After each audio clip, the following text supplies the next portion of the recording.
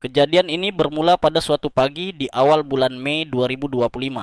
Kepala Sekolah SD Inpres Rembulan, Bapak Gunawan, mendapati bahwa 4 siswa berprestasi dari kelas 5C serentak tidak masuk sekolah tanpa kabar. Awalnya, beliau menduga mereka sakit atau bepergian dengan keluarga. Namun, setelah 3 hari tanpa berita, pihak sekolah mulai khawatir. Sekolah kecil itu terletak di tengah hutan belantara Kabupaten Gunung Kidul, Daerah Istimewa Yogyakarta. Di sana, sinyal telepon seluler timbul tenggelam. Dan jalan tanah menjadi becek saat hujan turun. Akibatnya, informasi menyebar sangat lambat. Baru setelah seorang wali murid panik melapor bahwa anaknya belum pulang selama beberapa hari, semua orang benar-benar ketakutan. Desas-desus dengan cepat menyebar ke seluruh desa. Ada yang mengatakan anak-anak itu diculik oleh makhluk halus penunggu hutan. Ada pula yang berbisik bahwa mereka dibawa ke kota besar oleh orang tak dikenal. Tak seorang pun tahu pasti apa yang sebenarnya terjadi. Hanya kecemasan yang merayap di setiap tatapan mata. Pada saat yang sama, seorang wanita berpakaian kebaya sederhana melangkah masuk ke gerbang sekolah sebagai guru kelas 5C yang baru. Tak ada yang tahu bahwa dia adalah Letnan 2 Kartika Dewi, seorang penyidik yang ditugaskan untuk menyelidiki kasus hilangnya anak-anak tersebut secara diam-diam. Sejak keempat anak itu menghilang, suasana di Rembulan menjadi tegang. Sekolah yang sudah sepi ini terasa semakin sunyi. Halaman sekolah tertutup debu tipis. Suara bel berbunyi tanpa derap langkah kaki siswa yang riang berlari masuk kelas seperti biasanya. Di kelas 5E, 4 bangku di barisan depan kosong melompong. Anak-anak yang tersisa duduk diam. Mata mereka kosong dan bingung. Tak ada yang berani bertanya apapun. Pihak sekolah panik. Para guru ketakutan. Dan para wali murid dilanda kepanikan. Beberapa berlari ke kantor desa. Yang lain menuju kantor polisi kabupaten. Ada pula yang menjelajahi hutan di belakang desa dengan harapan menemukan anak-anak itu sedang bermain di suatu tempat. Namun, semakin mereka mencari, semakin mereka putus asa. Beberapa keluarga mulai percaya pada hal-hal mistis. Seorang nenek yang berjualan di depan gerbang sekolah bergumam, "Sudah kubilang, hutan di belakang sekolah itu angker. Dulu juga ada anak hilang. Lalu beberapa tahun kemudian baru ditemukan tulangnya." Tak ada yang berani membantah cerita nenek itu. Sebagian lain berunding tentang bus yang menuju ke Jakarta. Ada yang mengatakan melihat bus berukuran 45 tempat duduk parkir di dekat sekolah pada suatu malam. Seorang siswa bercerita bahwa sepupunya juga pergi seperti itu. Katanya dijemput oleh orang baik untuk belajar di kota. Ketua RT hanya bisa menggelengkan kepala karena tak ada yang melapor kehilangan secara resmi. Masing-masing keluarga punya alasan sendiri. Ada yang mengaku anaknya bersekolah di luar kota. Ada pula yang menghindar. Hanya Bu Lastri, ibu dari Ilham, yang menangis hingga kelelahan. Tangannya mencengkeram baju kepala desa. Memohon, "Pak, tolong selamatkan anak saya. Dia baru kelas 5. Masyarakat Rembulan dikenal ramah dan jujur. Tetapi kini di mata mereka ada rasa curiga. Semua orang takut ya. Tetapi tak tahu apa yang mereka takutkan. Kehilangan anak-anak bukanlah yang pertama kali terjadi. Tetapi belum pernah terjadi 4 anak yang pandai dan penurut hilang bersamaan. Pemerintah desa melaporkan kejadian itu ke kabupaten dan hanya seminggu kemudian, Letnan 2 Kartika Dewi diam-diam tiba. Dia tidak mengenakan seragam dinas, juga tidak menggunakan mobil dinas. Sebagai gantinya, dia mengendarai sepeda motor butut dengan sebuah koper kecil dan setelan kebaya sederhana. Di atas kertas, dia adalah guru kelas 5C pengganti sementara. Namun, kenyataannya, Kartika adalah seorang penyidik berpengalaman dalam kasus perdagangan manusia dan kekerasan terhadap anak, yang pernah menyusup ke jaringan penculikan di Jawa Barat dan menyamar sebagai perawat di panti asuhan di Jawa Tengah. Namun, kali ini tugasnya lebih sulit. Tak ada rekan tim di sampingnya. Tak ada wewenang untuk memberi perintah. Tak ada senjata. Hanya seorang diri di tengah hutan belantara yang asing dengan 4 bangku kosong dan kesunyian menakutkan di sekitarnya. Letnan 2 Kartika Dewi bukan orang asing dalam tugas-tugas berbahaya, tetapi belum pernah ada tugas yang membuatnya harus mempersiapkan diri sebaik ini. Dia tahu betul kali ini bukan hanya menyamar beberapa hari lalu pergi. Dia harus hidup sebagai seorang guru sungguhan, makan bersama siswa, tinggal di asrama, menyusun materi pelajaran, mengajar di kelas. Dia harus hidup senyata mungkin agar orang-orang di sekitarnya tidak menyadari tanda-tanda aneh apapun. Dalam perjalanan menuju rembulan, hujan hutan turun. Hujan jenis gerimis yang berkepanjangan, dingin dan meresap hingga ke setiap helai rambut. Jalan gunung licin, sepeda motor berguncang melewati lubang-lubang. Kadang-kadang dia merasa seperti akan tergelincir ke sungai. Tetapi Kartika tidak berhenti. Dia tahu semakin dia terlambat, semakin tipis harapan untuk menemukan anak-anak itu. Gerbang sekolah rembulan tampak di bawah kabut tipis. Atap sengnya berkarat. Beberapa anak basah kuyup berdiri berteduh di bawah teras. Kepala sekolah menyambutnya dengan sopan tetapi ragu. Kartika hanya tersenyum dan mengangguk. Dia telah melatih dirinya untuk memiliki penampilan yang lembut dan tenang, seperti seorang guru sekolah dasar daerah terpencil yang baru dipindah tugaskan. Dia tidak banyak bertanya, hanya diam-diam menerima kunci kamar, membersihkan meja kerja kecil di ruang guru. Lalu dengan tangannya sendiri menuliskan papan nama Kartika Dewi, guru kelas 5C. Keesokan paginya, Kartika masuk ke kelas. Hujan gerimis masih turun. Embun merayap di jendela. Anak-anak kelas 5C duduk diam membisu saat melihat guru baru mereka. Beberapa menatap dengan was-was. Yang lain memiringkan kepala dan berbisik kepada teman-temannya. Mereka belum terbiasa dan mereka juga belum melupakan nama-nama yang pernah duduk di bangku yang sama. 4 teman yang penurut dan pandai tiba-tiba menghilang.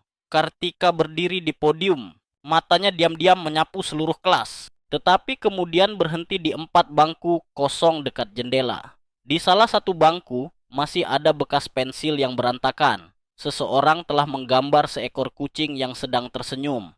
Ada kursi yang masih menempel lumpur di kakinya. Seolah-olah seseorang baru saja duduk di sana kemarin. Dia menelan ludah. Tatapannya tidak lagi lembut. Di matanya ada keteguhan, ketegaran, bercampur sedikit rasa sakit. Ibu adalah Kartika. Mulai hari ini ibu akan menjadi guru kalian. Suaranya pelan, tetapi cukup lantang. Tak ada yang tahu bahwa di balik ucapan itu ada janji diam-diam bahwa dia akan menemukan teman-teman kalian dengan cara apapun. Hari-hari pertama di rembulan berlalu lambat. Sekolah dasar terletak di lereng bukit nih, menghadap ke lembah yang tertutup kabut. Setiap pagi, suara bel sekolah berbunyi berpadu dengan suara gemericik sungai di belakang toilet. Suara yang akrab bagi penduduk setempat. Tetapi bagi Kartika, itu seperti ketukan irama untuk penyelidikan yang diam-diam dimulai.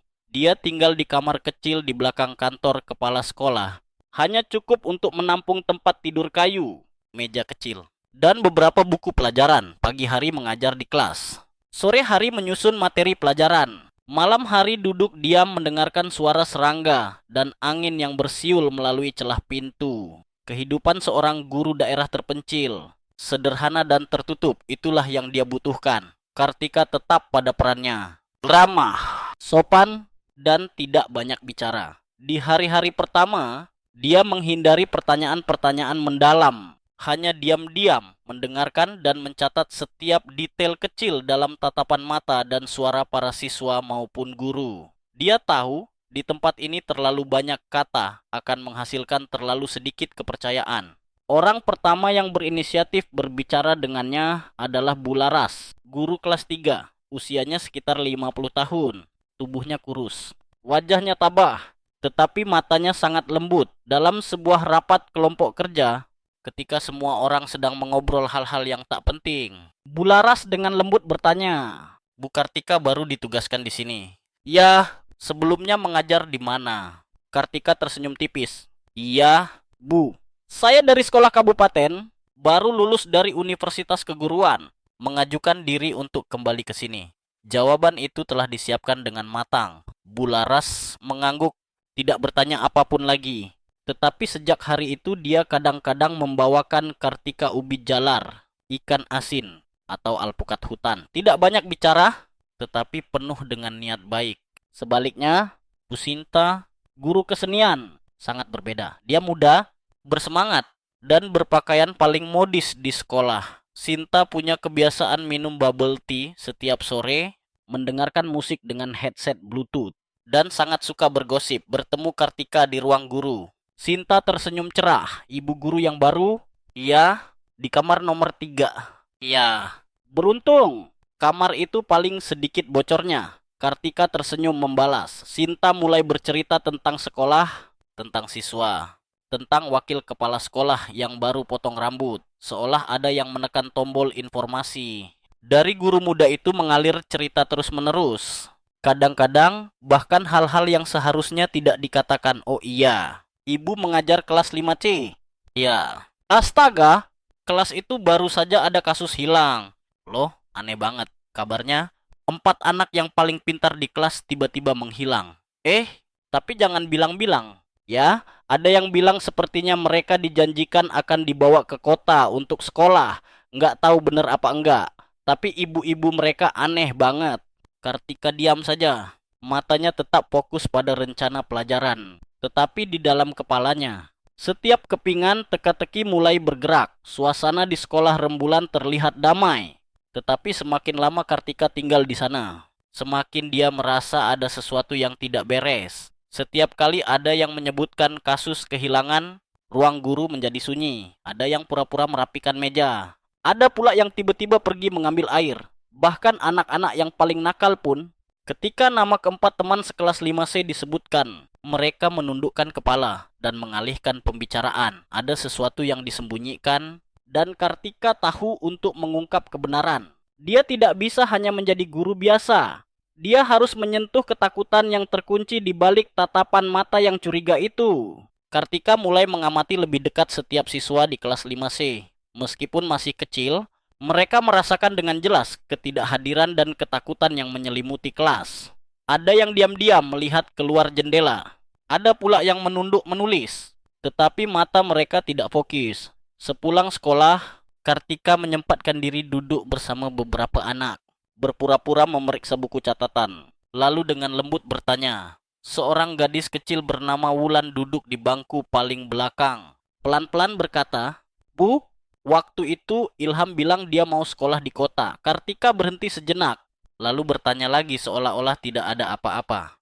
"Oh, ya, ada yang mengantar dia?" "Iya, dia bilang ada sopir yang menjemput. Mobilnya besar sekali. Ada AC-nya. Dia bilang enak sekali." Suara Wulan semakin mengecil. Tangannya melipat ujung buku catatan seolah-olah ingin menghindari perasaan tertentu. Kartika menepuk bahunya dengan lembut, tersenyum, lalu tidak bertanya apapun lagi. Namun, di dalam kepalanya, kata sopir, mobil besar, dan ada AC-nya berdering seperti lonceng peringatan. Keesokan harinya, saat pelajaran kesenian, Kartika meminta seluruh kelas menggambar bebas. Setiap anak diberi kertas A4 dan kotak pensil warna.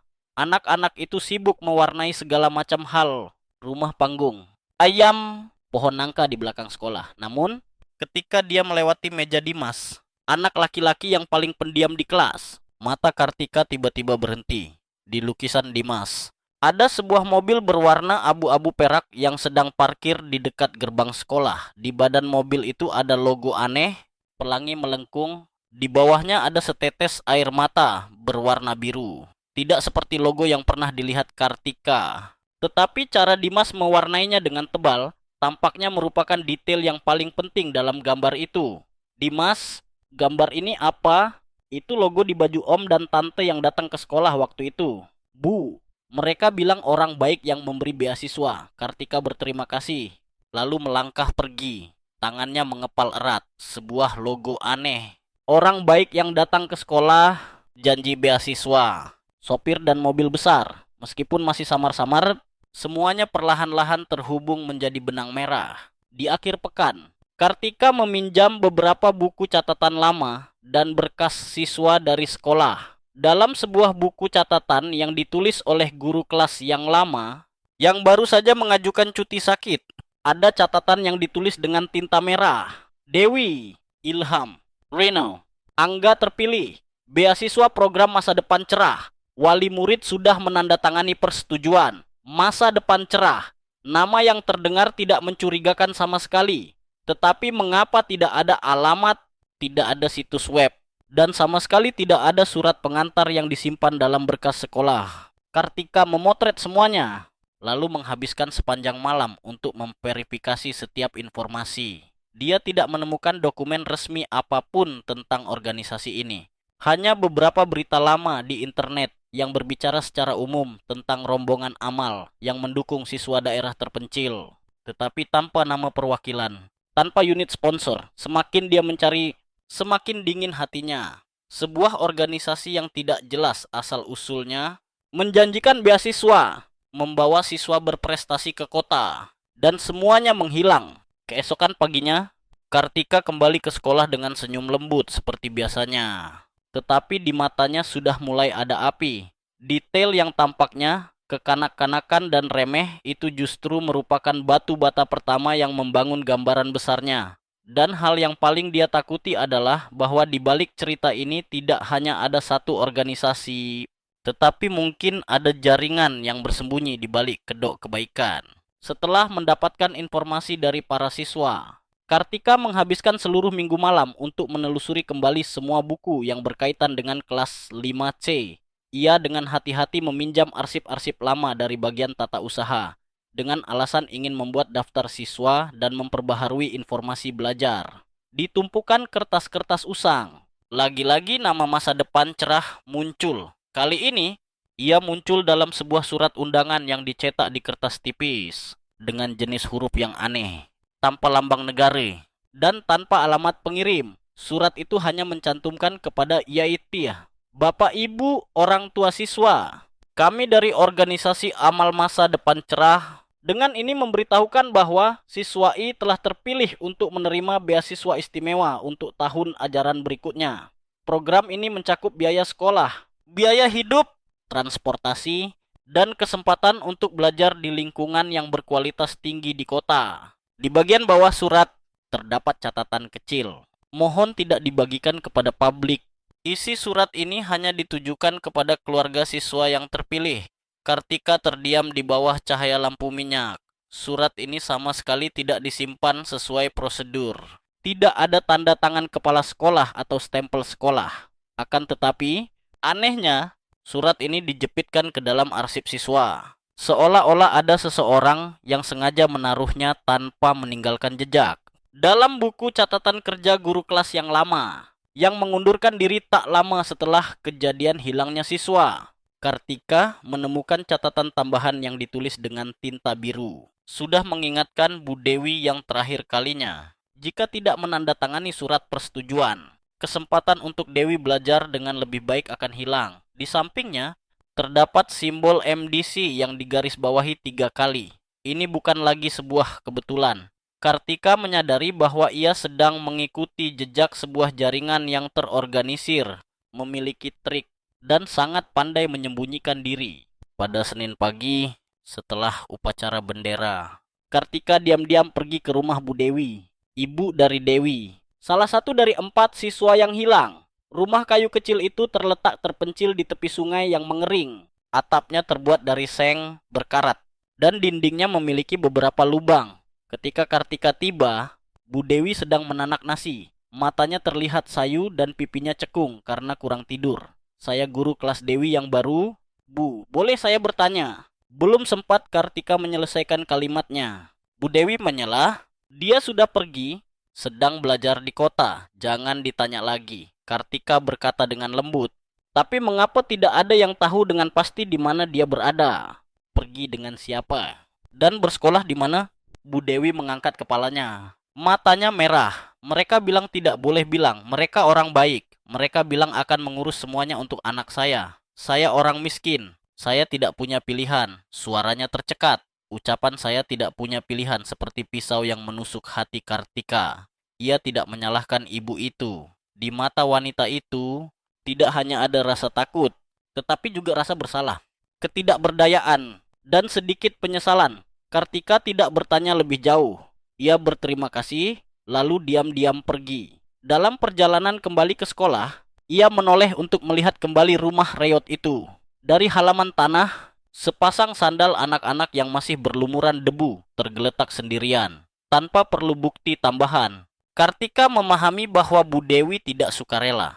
Seseorang telah menekan bahkan mengancam para ibu miskin itu untuk menyerahkan anak-anak mereka tanpa berani meminta pertolongan. Sebuah organisasi amal yang tidak jelas nama perwakilannya, tidak ada alamat yang spesifik, tidak ada prosedur yang transparan, tetapi memiliki hak untuk membawa siswa pergi dalam kesunyian seluruh sistem. Ini tidak mungkin hanya urusan beberapa orang yang menyebarkan brosur. Pasti ada seseorang di dalam dunia pendidikan yang membantu. Dan Kartika merasa nama Bapak Bambang Setiawan, Kepala Dinas Pendidikan Kabupaten, akan terus muncul dalam perjalanan penyelidikannya ini. Setelah berbicara dengan ibu dari Dewi, Kartika kembali ke kamar dengan perasaan berat. Apapun yang ia sentuh tampaknya hanya bagian dari puncak gunung es yang sangat dalam. Akan tetapi, ia tidak menyangka hanya 1 hari kemudian kesunyian yang mengelilinginya mulai menunjukkan tanda-tanda gangguan yang tidak biasa. Sore itu, ketika hendak mengajar di kelas, Kartika menyadari bahwa ponsel yang diletakkan di meja menunjukkan gejala aneh. Layarnya kadang-kadang berkedip. Sinyal telepon seluler timbul tenggelam meski cuaca cerah. Dan terutama terdapat beberapa pesan kesalahan sistem koneksi server yang muncul ketika ia mencoba mengakses aplikasi enkripsi informasi. Itu adalah aplikasi yang hanya digunakan oleh tim penyidik kriminal. Tanda pertama menunjukkan bahwa ada seseorang yang sedang campur tangan. Kartika tetap memasang wajah tenang.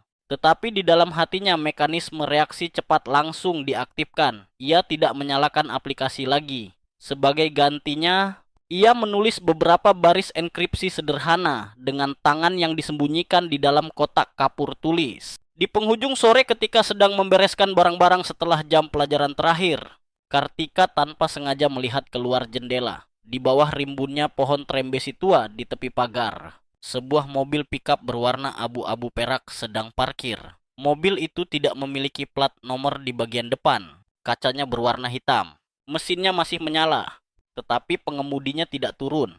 Anehnya, ini adalah ketiga kalinya dalam seminggu Kartika melihatnya. Seorang pria duduk di belakang kemudi. Rambutnya cepak, mengenakan kemeja putih. Ia merokok terus-menerus. Matanya mengarah lurus ke barisan ruang kelas. Setiap kali Kartika melangkah keluar halaman, ia memalingkan wajah. Akan tetapi, ketika Kartika berbalik dari kaca spion, ia melihat pria itu menatapnya sangat lama. Tidak ada keraguan lagi. Kartika sedang diawasi.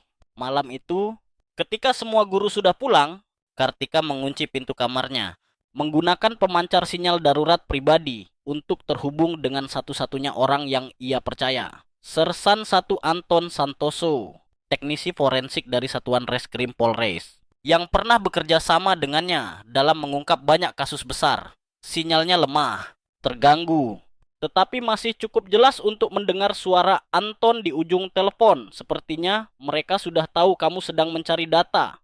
Pertahankan posisimu. Aku akan mengirim alat mini yang bisa dipasang di stop kontak atau di bawah meja. Prioritaskan untuk diletakkan di kantor kepala sekolah dan Bapak Bambang Setiawan. Kartika termenung. Aku juga berpikir begitu. Pak Bambang pernah muncul tiba-tiba di sekolah sebelum kasus hilang ini, dan semua tanda mengarah kepadanya. 2 hari kemudian, Anton diam-diam mengirimkan sebuah peti buah-buahan untuk membantu alat peraga mengajar atas nama Dinas Pendidikan. Di dalam peti itu terdapat 2 alat penyadap berukuran hanya sebesar kapur tulis, tersamar dengan sempurna. Baterainya tahan selama 15 hari dan dapat mengirimkan sinyal terenkripsi melalui satelit jika sinyal telepon seluler diblokir. Malam itu, setelah semua guru tertidur lelap, Kartika seorang diri membawa kotak peralatan perbaikan listrik, melangkah ringan melewati lorong yang gelap gulita. Suara anjing menggonggong di belakang sekolah terdengar berirama mencekam. Tetapi ia tetap melangkah dengan mantap. Ia memasuki kantor kepala sekolah terlebih dahulu. Di bawah meja terdapat stop kontak di posisi yang strategis. Alat pertama terpasang. Ia beralih ke area administrasi, tempat Pak Bambang sering berkunjung setiap kali datang untuk melakukan inspeksi. Di bawah lemari besi, terdapat bagian cat yang terkelupas yang cukup untuk menyembunyikan alat kedua. Setelah keluar, Kartika berdiri diam di tengah halaman sekolah. menatap ke arah jajaran pegunungan yang jauh yang tenggelam dalam kegelapan malam. Di langit, awan sedang berkumpul, menandakan badai besar akan segera datang. Di dalam hatinya juga demikian, badai akan segera dimulai. Tetapi kali ini Kartika tidak sendirian. Setelah lebih dari 3 minggu hidup dengan menyamar sebagai guru baru, Kartika secara resmi mengajukan diri untuk berpartisipasi dalam kegiatan amal yang diprakarsai oleh organisasi Masa Depan Cerah dengan dalih sebagai salah satu guru yang paling antusias dari sekolah Rembulan. Permohonan perjalanannya diterima dengan sangat cepat, seolah-olah seseorang telah menunggunya dalam daftar. Pada pagi hari keberangkatan, sebuah mobil berkapasitas 16 orang dengan plat nomor Jakarta berhenti di depan gerbang sekolah. Pengemudinya adalah seorang pria berusia sekitar 40-an, wajahnya sedingin es, tidak memulai percakapan dengan siapapun. Perwakilan dari rombongan, seorang wanita berusia sekitar 30 tahun, bernama Riana, memperkenalkan diri dengan singkat. Senyumnya tipis, tetapi matanya penuh kontrol. Ketika melihat Kartika, dia berhenti sejenak. Cukup lama bagi Kartika untuk merasakan kewaspadaan itu dengan jelas. Mobil itu melaju berliku-liku melalui jalanan pegunungan yang sempit menuju Kabupaten Gunung Kidul. Tempat organisasi itu mendirikan kantor koordinasi sementara. Setelah lebih dari 2 jam berguncang melewati jalanan pegunungan, tujuan mereka tampak. Sebuah bila kayu terletak di tengah lereng bukit, dikelilingi oleh hutan lebat dan gerbang besi yang tertutup. Kartika turun dari mobil, mendongak untuk mengamati. Villa itu tampak sederhana dari luar, tetapi setiap detailnya dibangun dengan cermat. Pintu kayu jati mengkilap, balkonnya dicetak dengan rumit. Atap teras ditutupi seng yang menyerupai genteng. Sebuah kamera kecil yang terpasang di atap mengarahkan lensanya ke setiap orang yang melangkah melewati gerbang. Detail ini tidak seperti tempat amal biasa. Suasana di dalam gedung juga tidak meredakan perasaan aneh itu. Sementara beberapa guru dari sekolah lain dengan riang mengambil foto dan mengobrol, Kartika hanya diam mengamati. Ruang pertemuan utama terletak di lantai dasar dengan langit-langit yang rendah, memiliki sistem speaker kecil yang dipasang di dalam dinding.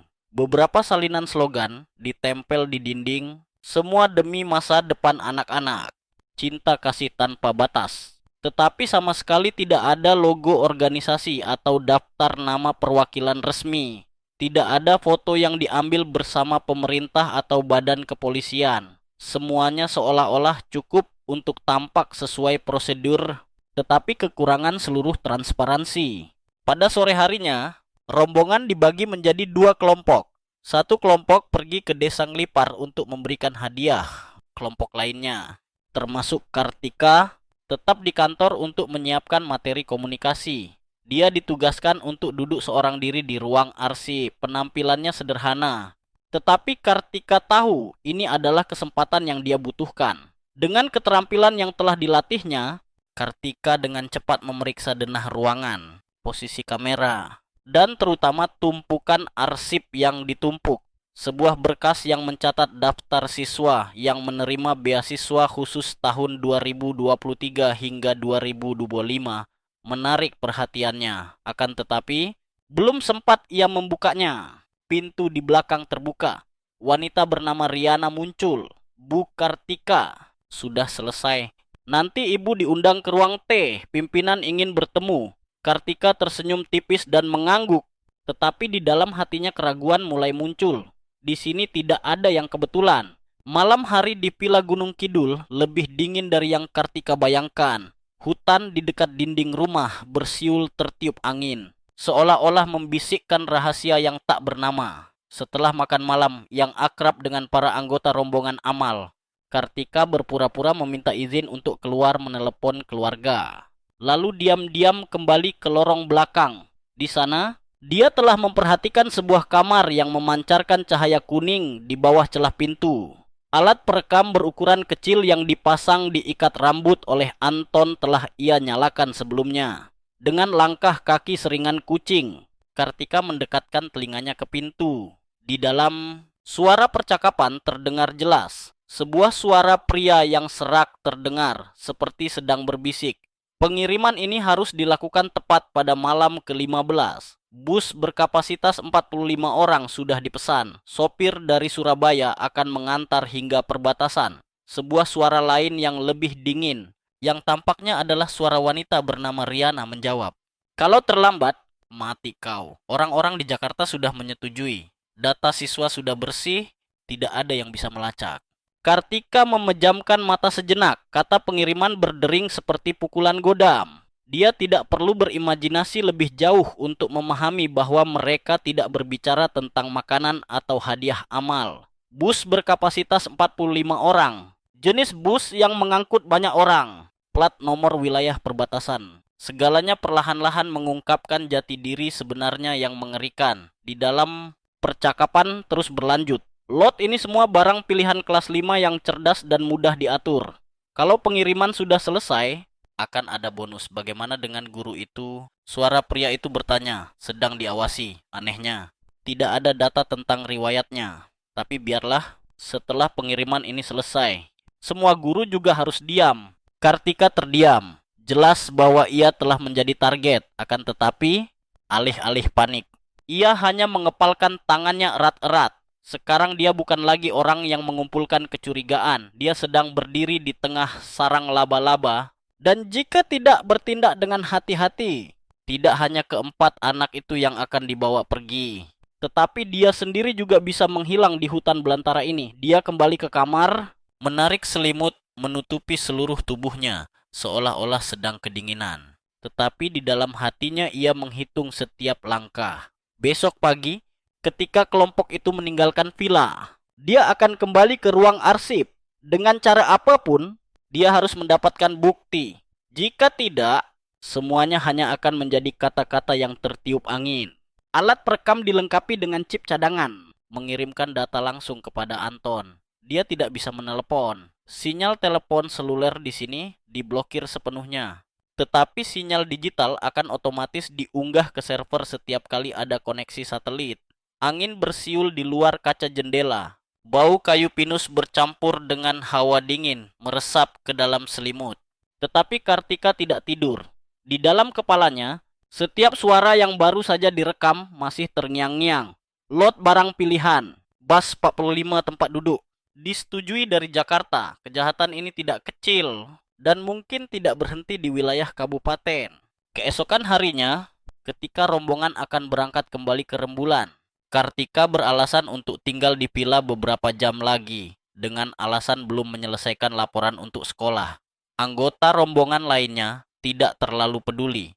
Mungkin mereka berpikir seorang guru daerah terpencil, seperti dirinya hanya pion kecil dalam permainan. Segera setelah rumah itu menjadi sunyi, Kartika kembali ke ruang arsip. Setiap langkah dihitung dengan cermat. Pintu dikunci dengan kait sederhana.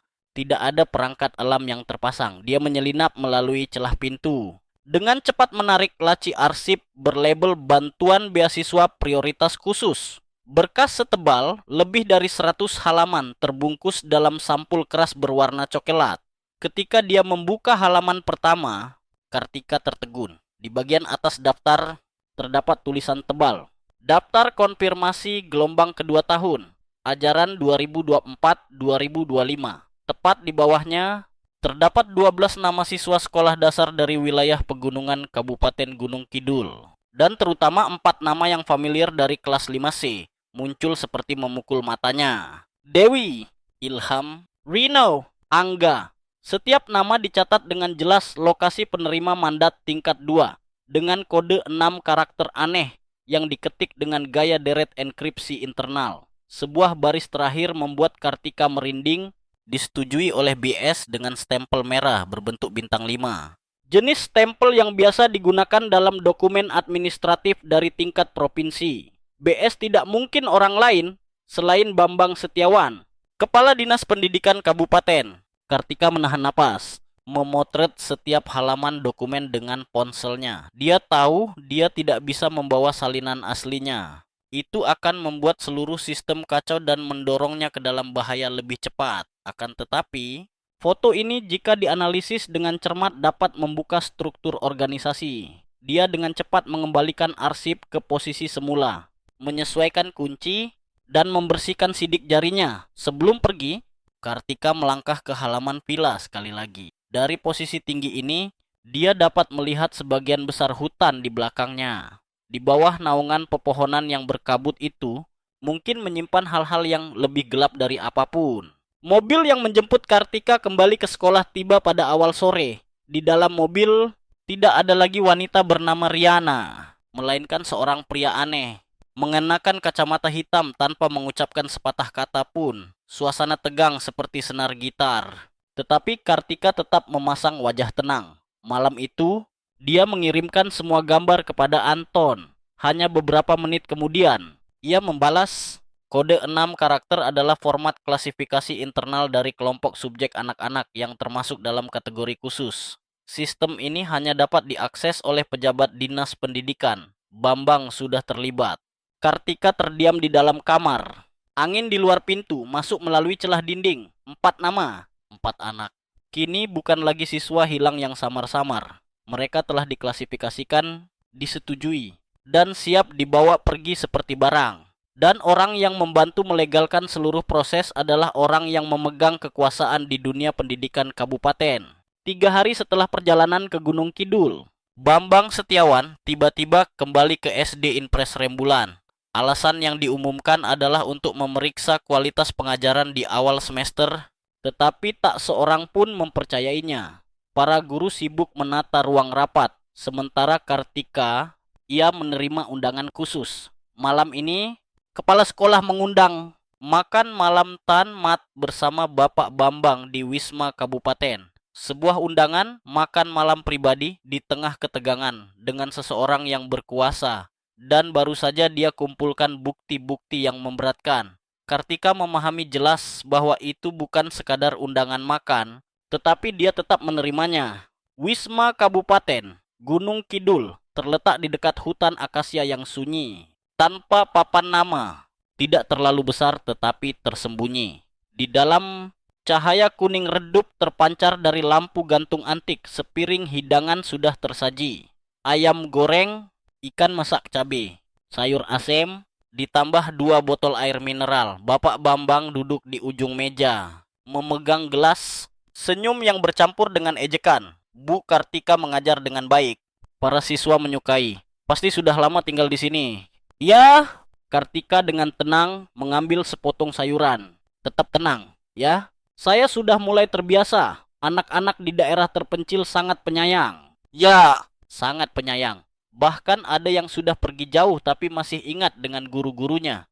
Kartika mendongak, mata dan Bapak Bambang bertemu. Dalam sekejap, kesopanan di meja makan digantikan oleh lapisan udara dingin, tak kasat mata yang menyelimuti seluruh ruangan. Bapak Bambang menuang air mineral, berbicara seolah melepaskan kasus hilangnya anak-anak di daerah ini. Terus terang saja, bukan hal yang aneh, hutan dalam gunung terjal sering kali tersesat, lalu tak ada yang menemukan. Kartika menjawab. Suaranya tetap lembut, tetapi setiap kata seperti pisau tajam yang dingin. Saya tidak berpikir anak-anak itu tersesat sendiri. Terutama ketika mereka menghilang bersamaan dan ada yang membenarkan bahwa mereka diundang untuk belajar di kota. Bapak Bambang tersenyum sinis. Gelarnya menyentuh bibir, tetapi tidak diminum. Dia meletakkannya. Tangan mengetuk ringan ke permukaan meja seolah-olah menimbang. Lalu berkata, cukup pelan agar Kartika dapat mendengar. Saya berkecimpung di dunia pendidikan selama puluhan tahun. Tidak ada yang menginginkan anak-anak menderita. Jika ada kesempatan untuk mendapatkan bantuan, belajar di tempat yang lebih baik, seharusnya kita senang untuk mereka, bukan? Kartika meletakkan gelas. Untuk pertama kalinya dalam makan malam, dia menatap langsung padanya, tetapi apa yang disebut belajar lebih baik jika orang tua tidak tahu kemana anak-anak mereka pergi? Jika anak-anak dikurung di gudang yang dingin, bukan di kelas. Suasana semakin tegang. Mata Bapak Bambang menggelap, tetapi suaranya tetap stabil. Anda adalah guru kontrak, baru datang ke sini belum sebulan. Jangan biarkan antusiasme Anda membuat Anda terlibat dalam hal yang seharusnya tidak Anda ketahui. Kartika tersenyum. Berdiri dengan ringan. Saya bukan orang yang penasaran. Saya hanyalah orang yang mencari kebenaran dan percayalah, dimanapun ada anak-anak yang dibawa pergi. Di sana pasti ada seseorang yang pergi mencari mereka kembali. Makan malam berakhir dalam kesunyian. Dalam perjalanan meninggalkan Wisma, Kartika tidak menoleh ke belakang. Tetapi dia tahu mulai saat ini, penyamarannya sebagai guru baru telah dicurigai dengan serius. Yang juga berarti dia harus bertindak lebih awal sebelum semua pintu ditutup. Malam itu, ketika tiba di kamar kos, Kartika menutup semua pintu, mematikan semua lampu, dan membuka komputer pribadi yang terhubung ke sistem enkripsi internal. Data rekaman dari perangkat penyamaran telah ditransfer secara otomatis ke server satuan tugas. Dia membuka rekaman percakapan rahasia di Villa Gunung Kidul dan mulai menganalisis setiap suara. Bus 45 kursi berangkat tanggal 15. Diantar ke perbatasan, berkumpul di gudang Candi Sewu. Kartika berhenti. Candi Sewu, nama yang terdengar familiar, tetapi tidak ada di peta administratif. Dia membalik buku catatan dan mencari kembali peta hutan yang telah dia salin dari kantor dinas pendidikan ketika masih menyamar. Kemudian, di sudut peta wilayah yang berbatasan antara Gunung Kidul dan Wonogiri, muncul area gudang kosong yang dicoret merah dan dicatat sebagai gudang kayu lama tidak digunakan sejak tahun 2021. Candi Sewu adalah tempat yang dulunya dimiliki oleh perusahaan pengolahan kayu sebelum bangkrut. Lokasinya terletak jauh di dalam hutan, berjarak hampir 3 km dari jalan besar. Hanya dapat diakses dengan mobil pickup atau berjalan kaki. Lokasi yang ideal untuk menyembunyikan orang dan lebih ideal lagi untuk memindahkan mereka secara diam-diam melalui perbatasan. Kartika tahu bahwa waktu semakin menipis. Jika sesuai rencana organisasi, bus berkapasitas 45 kursi akan berangkat pada malam tanggal 15. Yang berarti hanya tinggal 1 hari lagi. Dia harus bertindak sekarang. Tidak ada cara lain. Dia menelepon Anton yang memberikan dukungan teknis dari pusat. Panggilan dienkripsi dengan 3 lapisan. Memastikan tidak ada yang campur tangan. Di ujung telepon, suara Anton serius. Jika benar lokasinya gudang Candi Sewu, mungkin mereka menyekap anak-anak di sana sebelum dipindahkan. Dari data perjalanan mobil pickup di dekat sekolah, kami juga melihat adanya kecocokan dengan arah itu. Saya butuh orang untuk membalas, tetapi tidak bisa terang-terangan. Saya akan meminta arahan dari tingkat direktur. Kamu punya 24 jam, tapi ingat mulai sekarang tidak ada yang bisa dipercaya, termasuk pemerintah kabupaten. Kartika mematikan telepon. Dia duduk termenung selama beberapa detik, lalu mengeluarkan peta topografi dan mulai menggambar rute perjalanan. Dari ujung jalan beton, dia harus menyeberangi celah gunung, menyusuri lereng batu dan hutan lindung. Membutuhkan waktu sekitar 2 jam berjalan kaki. Dia pernah melewati medan yang lebih sulit dalam kasus-kasus lama, tetapi kali ini berbeda.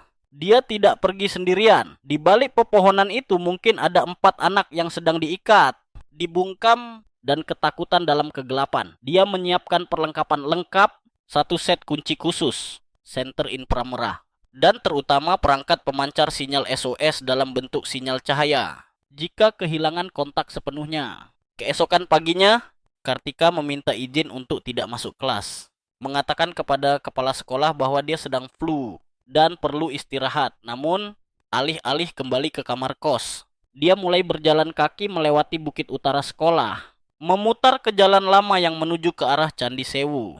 Angin mulai bertiup, langit wilayah pegunungan berubah menjadi abu-abu keruh. Suara gemuruh guntur terdengar dari kejauhan. Hujan hutan musim pertama mendekat, dan jika Kartika tidak tiba tepat waktu, tidak ada yang akan memiliki kesempatan lagi. Langit baru saja senja. Langit Kabupaten Gunung Kidul berangsur-angsur berubah menjadi abu-abu keruh.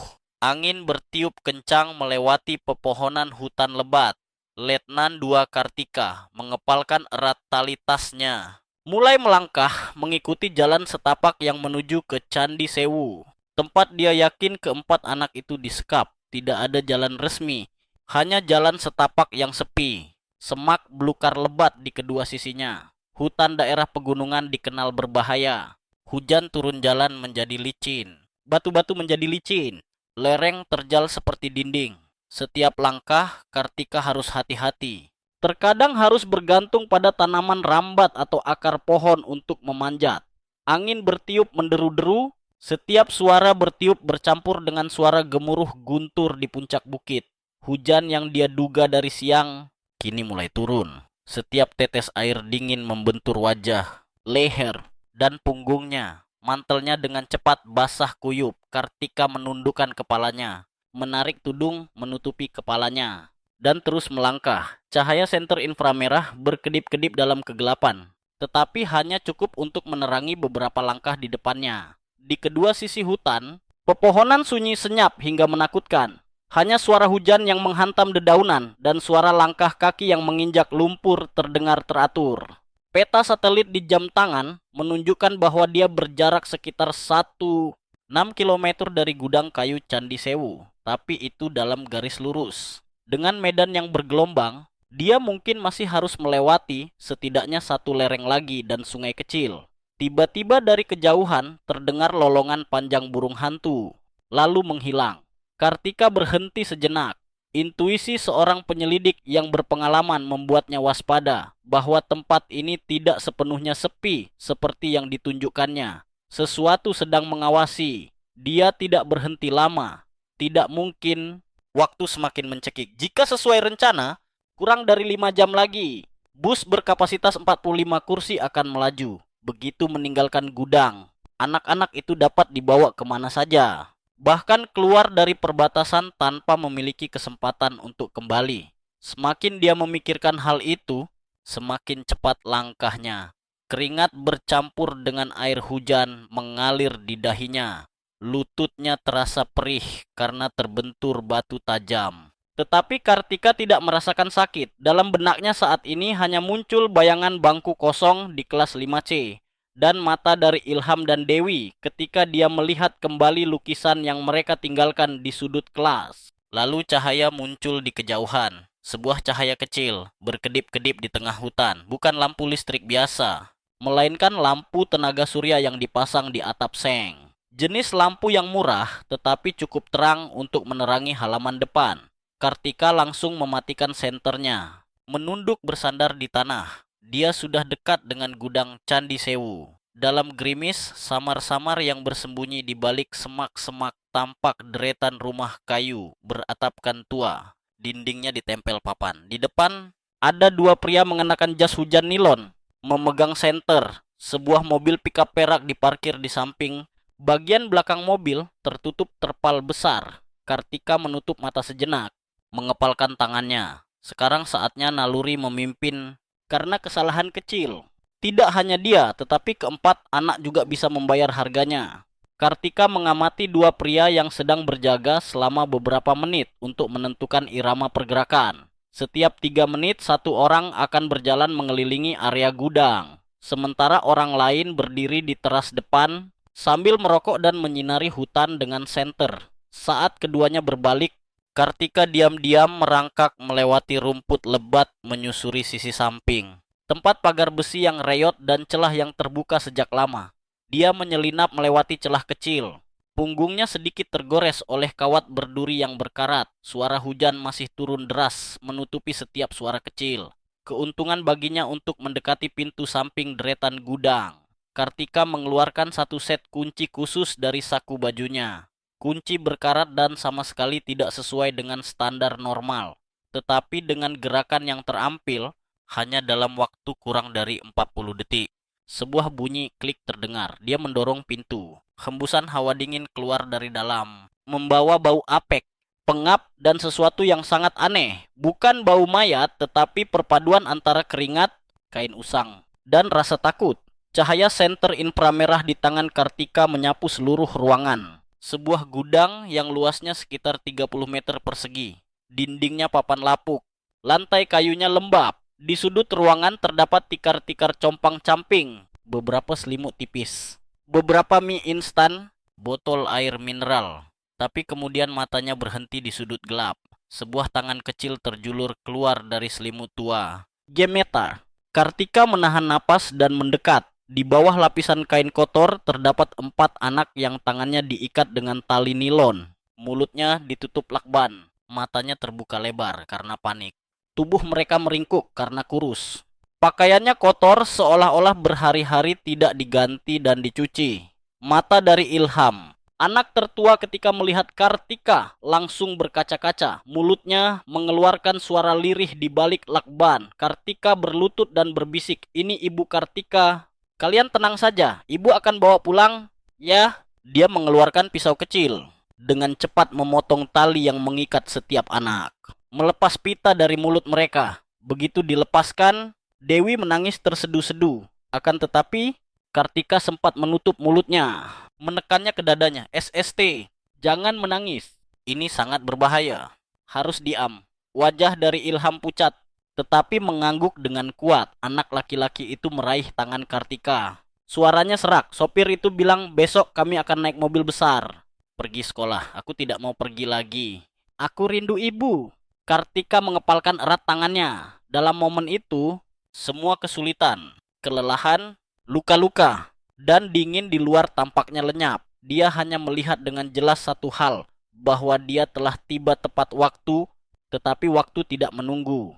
Dia tahu bahwa begitu penjaga menemukan pintu terbuka atau suara kecil, reaksinya akan sangat cepat. Di balik dinding lapuk ini mungkin ada orang atau senjata. Dia harus membawa mereka keluar, atau setidaknya ke tepi hutan dan mengirim sinyal darurat. Perjalanan masih panjang, tetapi harapan telah muncul.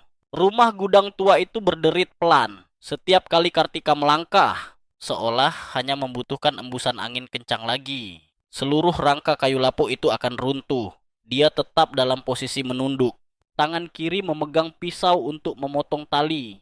Tangan kanannya menyinari dengan senter inframerah. Di sudut ruangan, keempat anak kecil itu meringkuk berdekatan. Mulut mereka dilakban. Kedua tangan terikat erat dengan tali nilon. Seutas tali menghubungkan mereka berempat. Mata mereka terbelalak, memancarkan kengerian dan kelelahan. Wajah mereka berlumuran debu dan bekas keringat yang sudah mengering. Rambut kusut, pakaian kusut dan kotor. Jelas, mereka sudah dikurung di sini selama berhari-hari. Kartika berlutut. Dia bergegas memotong tali untuk gadis kecil pertama, Dewi, yang bertubuh paling kecil. Ketika lakban di mulutnya dilepas, dia menangis. Tetapi dengan sigap Kartika memeluknya, menekannya dan berbisik, "Tidak apa-apa. Ibu Kartika di sini. Ibu guru dari sekolahmu. Jangan menangis. Ini sangat berbahaya. Dengarkan ibu ya." Dewi terisak. Wajahnya menyusup ke pelukan Kartika. Tangannya mencengkram lengan Kartika erat-erat, seolah takut akan ditarik pergi lagi. Kartika berusaha menjaga suaranya tetap tenang. Tangannya secara bergantian memotong tali untuk 3 anak lainnya, sampai pada Ilham, yang paling besar di antara keempatnya. Dia melihat pergelangan tangannya sudah membiru karena tali terikat terlalu lama. Dia sedikit menggertakkan giginya menahan sakit. Matanya melihat Kartika dan berkaca-kaca. "Bu, kami dikurung selama 3 hari. Mereka bilang besok akan menaikkan kami ke mobil ke kota untuk sekolah. Tapi kami sangat takut." Kartika meletakkan tangannya di kepala anak itu, membelai dengan lembut. "Aku tahu, tetapi sekarang kalian akan pulang ke rumah. Tidak ada yang akan menyakiti kalian lagi. Kita harus meninggalkan tempat ini sekarang." Dengan sangat lembut, sangat tenang, mengerti, keempatnya mengangguk. Tetapi saat kaki mereka baru saja bergerak menuju pintu belakang, tiba-tiba Ilham berbalik, menyelinap ringan dan menendang kuat ke kaleng di dekat dinding. Suara keras bergema di seluruh gudang. Kartika berbalik terkejut, tetapi Ilham terengah-engah dan berkata cepat, Ada teman lagi. Dikurung di gudang sebelah. Tadi aku dengar dia memukul dinding. Aku tidak yakin, tapi mungkin masih ada teman lain." Sebuah momen keheningan membekukan segalanya. Kartika mengepalkan tangannya. Dia tidak bisa melewatkan. Jika ada anak kecil lain yang dikurung, mundur saat ini akan menjadi dosa. Tetapi pada saat yang sama, di luar gudang terdengar suara aneh. Suara langkah kaki di tanah basah. Suara senter yang menyala cepat. Dan suara yang membentak. "Siapa itu? Apa engkau dengar sesuatu?" "Ada suara di gudang." "Periksa cepat." Waktu semakin habis. Kartika berkedip dan menarik napas dalam-dalam. Dia memerintahkan 3 anak, Dewi, Lutfi, dan Tina untuk mundur ke sudut gelap di sisi gudang, tempat di mana terdapat celah di antara barang. Dia mengambil selimut tua dan menutupinya, menambahkan beberapa karung untuk menutupi, khusus untuk Ilham. Dia memegang tangannya dan membimbingnya menyusuri pintu belakang. tempat yang mengarah ke gudang kecil di sebelahnya. Tempat dia menduga ada temannya yang dikurung. Ikut ibu. Cepat, ibu percaya. Ketika melangkah ke gudang di sebelahnya, sebuah ruangan yang lebih sempit dengan pintu kayu dengan kait sederhana. Kartika menggunakan pisau untuk dengan ringan membuka engselnya. Sekali lagi, cahaya inframerah bersinar. Dan seperti yang dikatakan Ilham, di dalam terdapat seorang anak laki-laki berusia sekitar 9 tahun yang dikurung sendirian dalam posisi berbaring miring. Kedua tangannya diikat ke tiang kayu dengan tali kasar. Wajah anak itu berlumuran kotoran, tetapi matanya bersinar terang ketika melihat Kartika. Dia tidak mengucapkan sepatah kata pun, hanya menunduk memotong tali, melepas lakban, memeluk anak itu dan membawanya keluar dalam diam. Tetapi segalanya tidak lagi tenang. Sebuah teriakan bergema dari pintu utama. Ada seseorang yang membuka gudang. Lalu suara berlarian. Senter menyinari seluruh area. Kartika segera menarik kedua anak laki-laki itu, Ilham dan anak yang baru diselamatkan, untuk mundur ke belakang, menyelinap ke celah kecil di antara dua gudang, di dekat pagar yang rimbun. Dari sana, dia melihat setidaknya 3 orang berlari menuju gudang besar. 2 penjaga dan 1 orang yang baru saja muncul. Jas hujan menutupi tubuh mereka. Mereka memegang kayu. Tidak ada jalan untuk mundur. Malam yang basah di hutan. Pengejaran dimulai. Suara langkah kaki yang menekan tanah bergema di belakang mereka. Teriakan memekakkan malam. Kesana mereka, cepat lingkari. Jangan biarkan mereka lolos. Kartika tidak punya waktu untuk berpikir. Dia menarik tangan Ilham dan membimbing anak laki-laki yang baru diselamatkan di gudang sebelah dan berlari ke hutan lebat di belakang rumah gudang. 3 anak yang lainnya, Dewi, Lutfi, dan Tina juga telah dia berikan isyarat untuk berlari mengikuti jalan kecil yang telah dia siapkan sebelumnya. Tidak ada yang menangis, tidak ada yang berani berteriak, hanya suara terengah-engah. Lumpur beterbangan dan kegelapan mencengkeram. Hujan di hutan masih turun deras. Ranting mencambuk wajah dan sakit. Tanah berbatu menjadi licin. Ada bagian di mana lumpur mencapai mata kaki. Kartika berusaha menjaga napasnya tetap tenang. Matanya dengan cepat menyapu semua jalan di kegelapan. Dia telah mempelajari hutan ini 3 hari yang lalu. Mengingat setiap gundukan tanah, akar pohon untuk mengantisipasi situasi terburuk. Di belakang senter berkedip. Suara seorang pria menggertakkan giginya. Pencar. Yang lain keliling dari kanan. Jangan biarkan satupun lolos. Kartika mengerti. Mereka tidak hanya ingin menangkap kembali anak-anak, tetapi juga ingin menghilangkan semua jejak. Dewi, pegang erat tangan adikmu dan ikuti ibu. Ilham, tempel terus ke ibu, jangan menjauh. Kartika memerintahkan dengan tegas. Dia memimpin anak-anak belok kiri menuju celah hutan terjal, tempat terdapat semak berduri. Tangannya berdarah saat menyingkirkan semak duri untuk membuat jalan. Setiap langkah yang diambil adalah jatuh dan bangkit. Hujan semakin deras. Jalanan licin seperti diberi minyak. Dari kejauhan, suara dahan patah terdengar. Seseorang sudah mendekat. Kartika mendorong anak-anak ke gundukan tanah rendah, yang dia tandai sebelumnya sebagai tempat persembunyian. Dia menarik pisau dan berdiri menghalangi di depan. Dia bersandar pada pohon, menahan napas. Dia tahu dia menghadapi seseorang yang bersedia melakukan apapun untuk menjaga rahasia ini. Bayangan orang lewat sekitar 5 meter. Dia menyinari senternya dan mengutuk. Sialan, kemana mereka kabur? Suara kakinya menjauh. Kartika masih berdiri tegak, menunggu tepat 2 menit sebelum memberi sinyal kepada anak-anak untuk terus bergerak. Dia memimpin seluruh kelompok untuk masuk ke jalan kecil di sepanjang tepi sungai. Ini adalah jalan memutar tetapi bisa mengulur waktu. Air sungai naik karena hujan deras dan mengalir deras. Busa berterbangan putih. Kartika menggendong Dewi yang paling kecil dan menyeberanginya. Kemudian membantu satu persatu anak yang lain. Lumpur melekat erat di bawah kaki, membuat setiap langkah terasa berat seperti batu. Tapi dia tidak berhenti. Di belakang, suara itu muncul lagi. Itu dia. Tadi ada yang menyeberangi sungai. Suara tembakan memekakkan telinga. Kartika berjongkok dan memeluk Dewi. Peluru melesat dan menancap di pohon di dekatnya. Tidak ada waktu lagi untuk melambat. Dia mengeluarkan tabung suar kecil dari sakunya. Jenis khusus yang bisa mengeluarkan cahaya merah terang selama 40 detik di udara. Tapi dia belum bisa menyalakannya dengan tergesa-gesa. Harus sampai di titik pelarian terlebih dahulu. Celah di mana pohon kuno tumbang. Tempat di mana pandangan terbaik dan kemampuan untuk menemukan lokasi yang jelas dari helikopter atau pasukan pendukung. Sedikit lagi anak-anak. Kita hampir sampai. Kartika sambil berlari dan meyakinkan. Seluruh kelompok melanjutkan berlari dalam hujan. Tetapi di tengah pemandangan yang tampaknya tidak mungkin lebih gelap, masih ada cahaya. Tatapan tekad Kartika, keyakinan anak-anak bahwa dia tidak akan membiarkan siapapun ditinggalkan. Hujan seperti mengguyur hutan yang tua, menghapus semua jejak. Tetapi suara langkah kaki dari pengejar masih terdengar. Kadang dekat dan kadang jauh. Mendesak seperti aura pembunuh yang meliputi. Kartika tahu dia tidak bisa lari selamanya. Kekuatan anak-anak itu semakin menipis. Kaki yang berlumuran, lumpur gemetar karena kedinginan dan ketakutan. Sampai di sungai yang mengering, tempat pohon kuno tumbang dan menghalangi jalan. Kartika berhenti.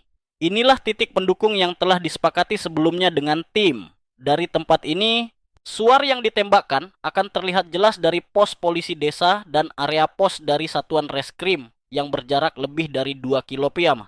Tetapi sebelum melakukan itu, Kartika harus memastikan bahwa anak-anak tidak akan ditemukan. Setidaknya dalam beberapa menit lagi, dia memberi isyarat kepada seluruh kelompok untuk masuk ke ruang di bawah pohon yang tumbang. Di sana, setiap akar pohon besar seperti lengan membentuk lubang alami yang cukup untuk memuat 5 orang meringkuk.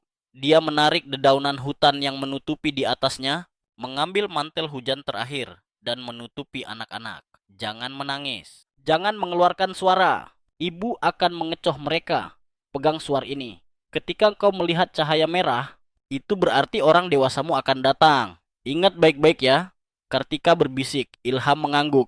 Tangannya memegang erat tangan Dewi. Tatapan anak itu tidak lagi ketakutan, tetapi diganti dengan tekad mengejutkan dari seorang anak yang telah mengalami akhir dari krisis. Kartika berdiri. Dia mengeluarkan pistol CZ-75 pendek dari saku mantel hujan dan memasukkan kembali magasin. Dia tidak berniat menembak siapapun, kecuali jika benar-benar diperlukan.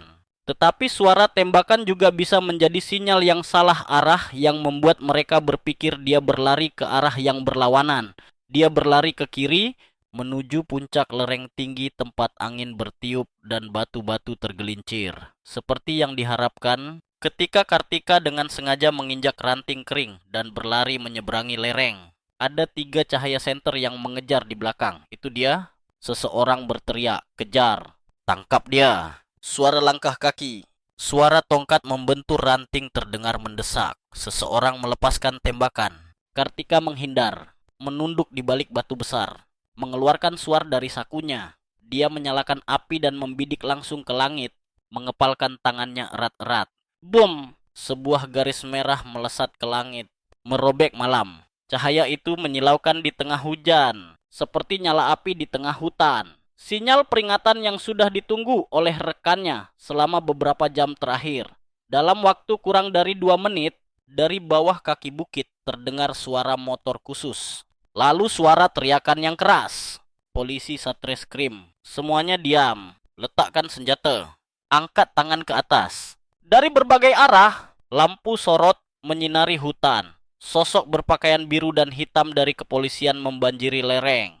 Orang yang membawa tongkat yang mengejar Kartika segera berbalik mencoba melarikan diri. Tetapi ditahan dalam sekejap. Kartika terengah-engah. Keringat dan air hujan bercampur menjadi satu. Dia mengangkat tangannya tinggi-tinggi, memberi sinyal pada rekannya. Anak-anak di bawah sana. Aman. Sebuah tim segera mencari ke lubang di bawah pohon, di mana anak-anak masih meringkuk menunggu. Ketika cahaya senter bersinar, Dewi menangis. Ilham memeluk pundak Tina. Suaranya tercekat.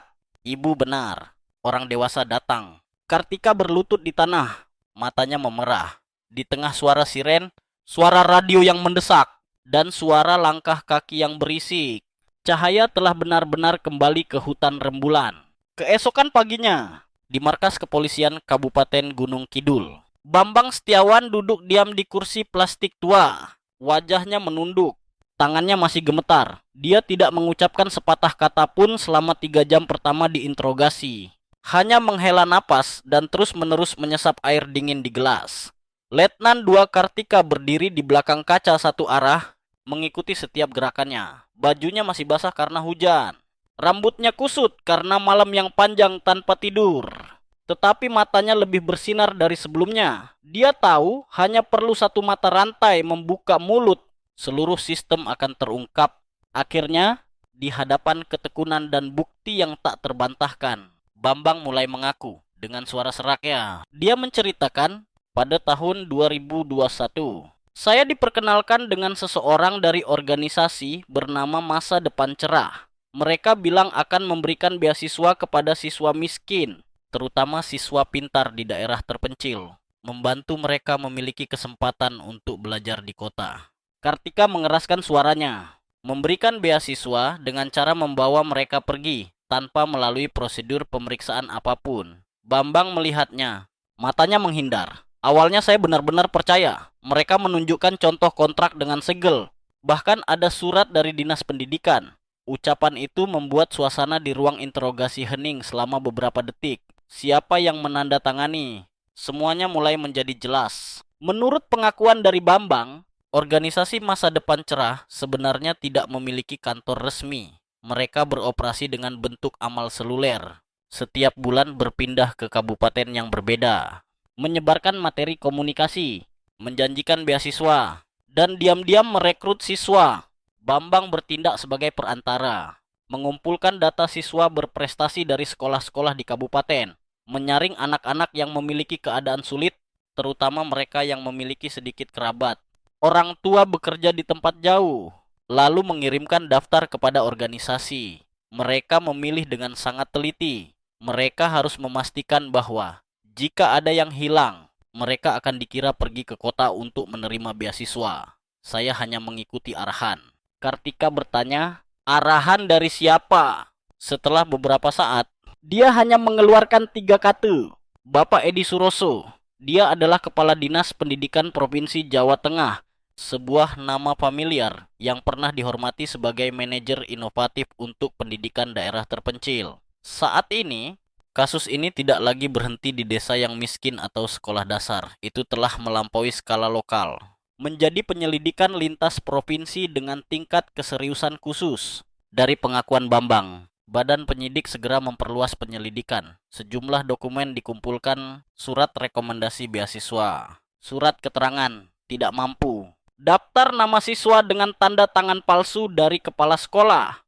Gambaran keseluruhan perlahan-lahan terungkap. Sebuah sistem tertutup yang terdiri dari 3 tingkatan. Tingkat pertama adalah pejabat tingkat desa, guru-guru yang ditunjuk. Tingkat kedua adalah dinas pendidikan seperti Bambang yang bertugas mengumpulkan dan melegalisasi data. Tingkat tertinggi adalah tempat mengoordinasikan semuanya, yang merupakan para pejabat tinggi di dinas pendidikan provinsi. Untuk menghindari kecurigaan, semuanya dilakukan dengan sangat teratur.